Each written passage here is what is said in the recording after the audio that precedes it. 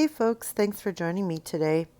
So today I'm going to teach you how to make your own blending brush by using brushes that you have already laying around. So you may have those brushes that have lost their shape or they no longer do what you want them to do. So I'm going to show you how you can give them new life. So basically, I'm going to show you three different kinds. One is real hair, so it's horsehair. One is synthetic, and then another one is really thick bristles that are used for stenciling. I just wanted to give you an idea as to what each one looks like and how it works. So the first one here that I'm doing is the real hair.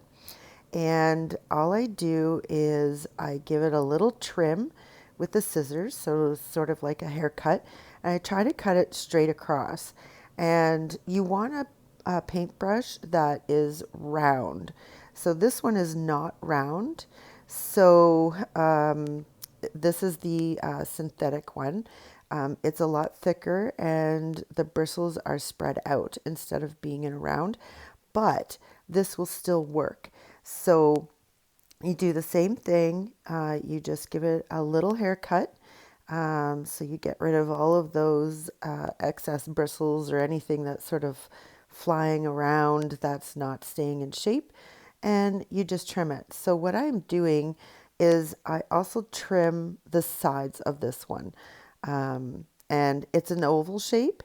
I'm going to show you. It's hard to see, I'm sorry, but it's an oval shape and might do a little bit better for some of the blending areas that you're looking to do. So these are the stencil brushes. I picked these up a long time ago. I couldn't even tell you where, but I picked them up for a project that I was going to do and I never did it. So I thought this would be a great way to show you. So you'll see they're rather thick, they're stiff, and I don't know, I thought maybe these would make a good blending brush, but you'll see in a moment why they're not.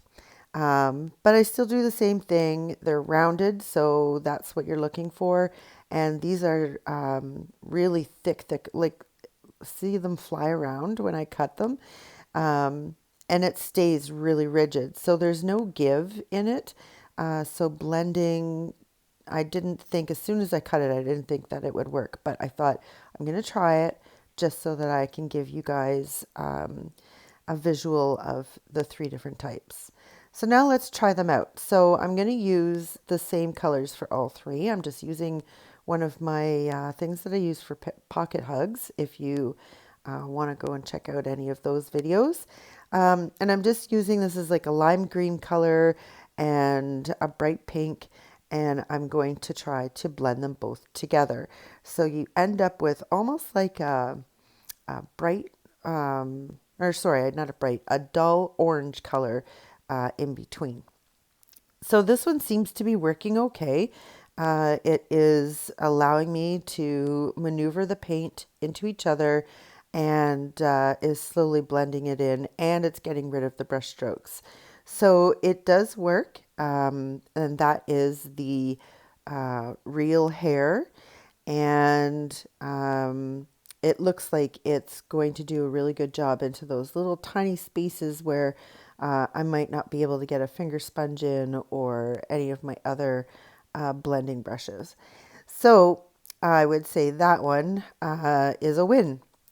Now, the second one is the synthetic one that is oval shaped. So it's not round bristles at the end. It's got a flat, see how it's sort of squished, but it's synthetic. And so I thought I'd try this one out, and I'm sorry my hand got in the way, but this one worked amazingly.